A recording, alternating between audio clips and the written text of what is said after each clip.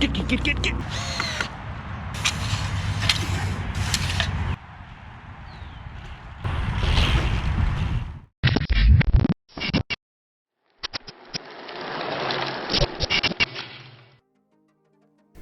If you've been following along with our channel the last couple weeks, you'll know that Andy and I have both been working on some backyard riding spots. Andy is doing his downhill trail at his place in North Carolina, and I'm working on my pump track up here in Wisconsin. Since my last video, quite a few things have changed though. My wife and I just had our second child, so now my time to actually dedicate to building has diminished to almost nothing, and even having time to work on this video has been a total pain in the ass. Luckily, I was able to get most of the building and testing in before our son was born.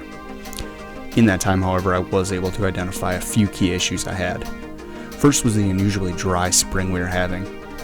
We got almost no rain, so I've had to completely rely on watering it myself, which sounds fine and easy.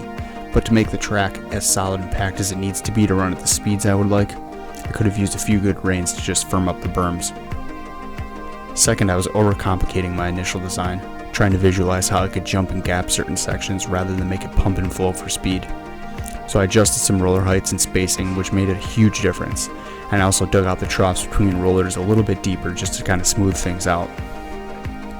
The last big issue I should have seen coming without a question. When you start building a really badass pump track in a subdivision and it's 20 feet from a county bike trail, you get some curious visitors. I had one dad think it was a sick public RC track for his kids that just happened to be 10 feet from my back window. The other was a group of little kids that thought it'd be super cool to ride over the top of a berm, thus creating even more unneeded work. Get out here.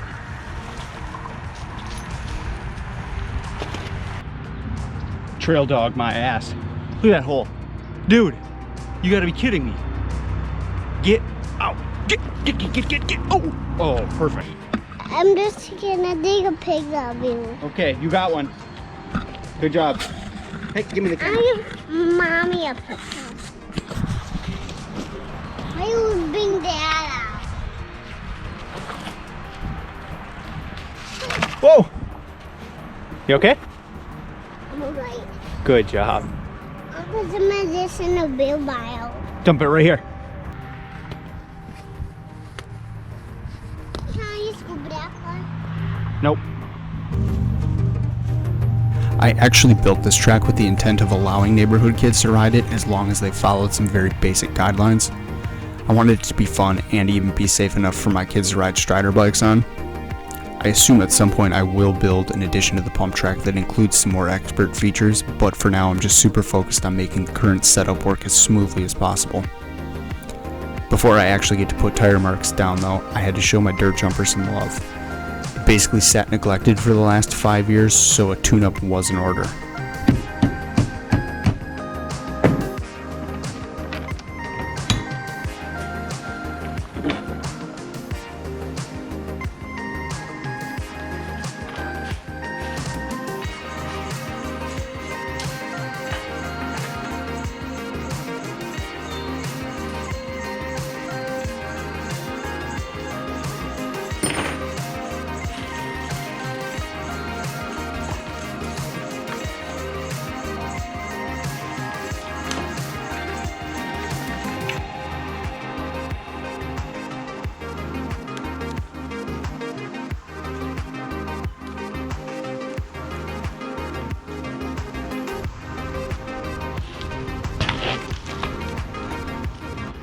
All right, so I've been digging and watering and packing for like 3 weeks now.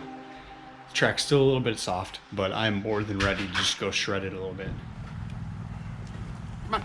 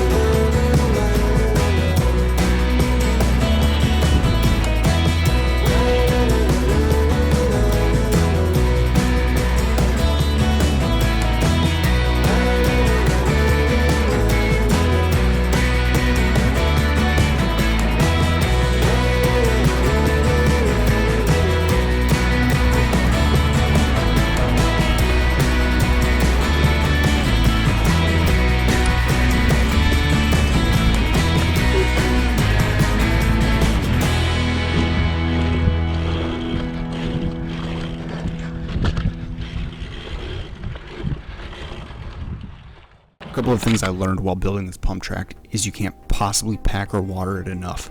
It becomes very time consuming and it's almost inhumane how hard you have to beat that dirt into a nicely packed, smooth, high-speed berm or roller. At the end of the day, you want the dirt to be extremely hard so there's as little rolling resistance as possible. I knew most of that going into the project, but I wasn't completely aware to what extent. If you need any tips on building your own pump track or have any suggestions for me, I'd love to hear them in the comments, and I'm sure this isn't the last time you'll see my pump track. Once again, thanks for watching. Please like and subscribe.